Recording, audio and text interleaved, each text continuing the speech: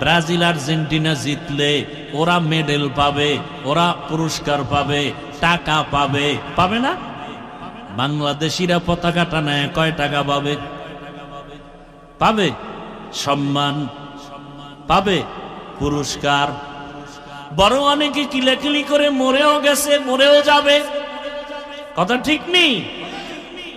আর দুঃখ, কালেমার পতাকা ফালাইয়া আর্জেন্টিনা ব্রাজিলের পতাকা টানাও। ওরে মুসলমান, কপালে দুর্গতি, কালেমার পতাকা থাকবে না, এ জমিনে শান্তিও থাকবে না।